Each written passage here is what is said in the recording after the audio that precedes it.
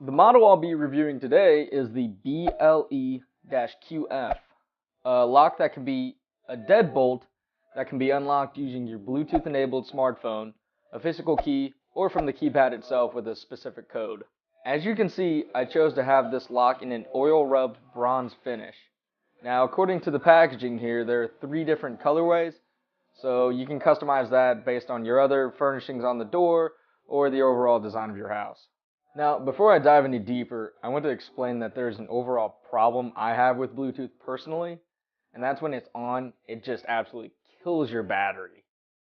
Now, this is the same for pretty much all devices: headphones, speakers, pretty much anything that connects to Bluetooth. Now, in order to combat this, you can buy an external battery charger, have a charging case, something like that. Now, for this deadbolt to work, your Bluetooth does have to be on, but it doesn't have to be on all the time. You can turn it on or off as needed, but just remember that if you're getting out of your car and walking up, you got to be sure to turn your Bluetooth on and give it enough time to connect, and then you can lock or unlock your lock with your phone. So I used this lock for about a month and a half before I decided to sit down and kind of analyze the different parts of it, my experience with it, things like that. And to start off, I want to go over the things that I did not like about the lock. The first thing I want to start off with is the instructions were not that great. Now, you receive paper instructions with the box, but as I personally did, and I think a lot of other people would do, once you download the app to your phone, you'll start following the instructions through the app rather than looking on paper. In the app itself, the instructions only included pictures. No words, just pictures. And I fiddled around with it for probably about 20 minutes before I decided to look around in the box for the paper instructions. And what I found out was the lock is factory set to have that switch to number 2 on the backside rather than number 1. And the lock has to be set to number 1 in order for you to connect through Bluetooth. My second complaint is that I'm not able to add, edit, or otherwise change any of the passwords, any of the keypad passwords for the deadbolt in my phone.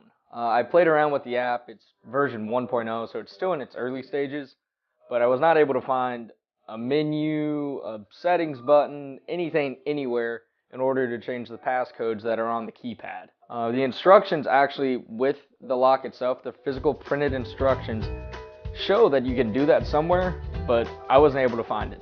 My third complaint is notifications on your phone if the lock has trouble locking. So in other words, if it gets hung up on a hinge or it doesn't want to go in all the way, the door's left halfway cracked, you don't know. Now, the app will show that it hasn't locked, but it doesn't let you know that it had trouble locking.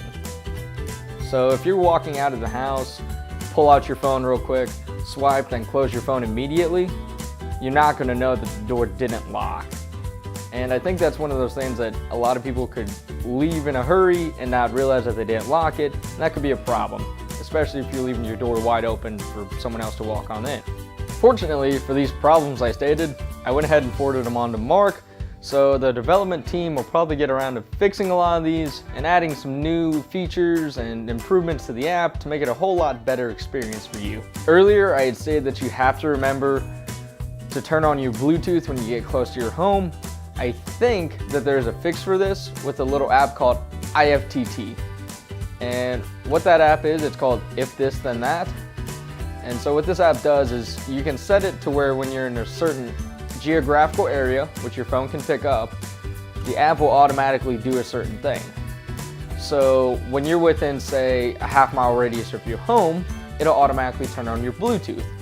So therefore, when you pull into the garage or pull up to the curb, your phone should automatically connect to the lock, and you should be able to just open it up, swipe, and the door's unlocked. Now, let's move on to some of the things that I did like. Having all the features on the box is great. You can add up to 20 smartphones to a single lock. A single smartphone can be used on different locks. There's 2 to 8 or 2 to 10 keypad codes that you can enter. There's a 25-year warranty, blah, blah, blah, blah, blah. And that's all great, and I don't want to downplay it, but I really want to look at the benefits that it provides me and my situation.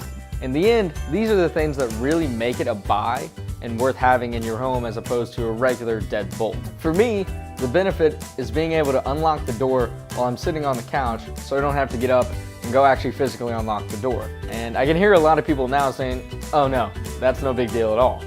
But there are also a lot of people out there that will search and search for the TV remote, search all around the living room, can't find it, and they still don't want to get up and just go change the channel by hand or turn the TV on or off. We've all been there. For me, the benefit is when I go to the grocery store, have handfuls of groceries in the car, in the back seat, and I can unlock the door from my car when I park on the street, and I can already have the door unlocked with a handful of groceries, because you only take one trip. So instead of having to fumble around with keys, a handful of groceries, unlock the door, then turn the doorknob, and just turn the doorknob. It's that easy.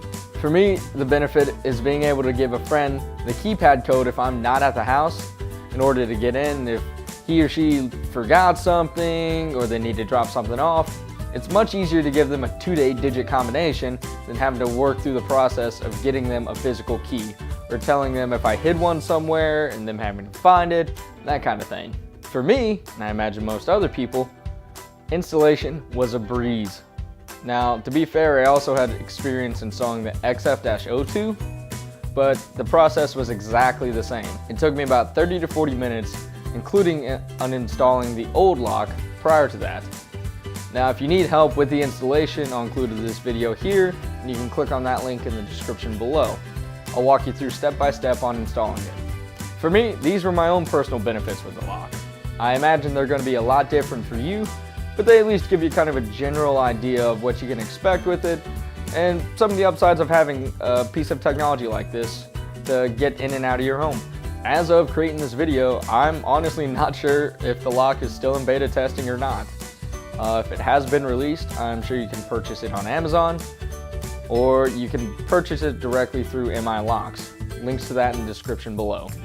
Overall, I think this product is a buy. The Deadbolt works as it's advertised, and I know that MiLocks prices their products pretty competitively, and it's not unreasonable. It adds a heck of a lot of convenience for me, so that's a huge bonus within itself if it saves me time. If you found this video helpful, be sure to hit that like button below, and if you would like to see more helpful videos and reviews from me, then be sure to hit that subscribe button.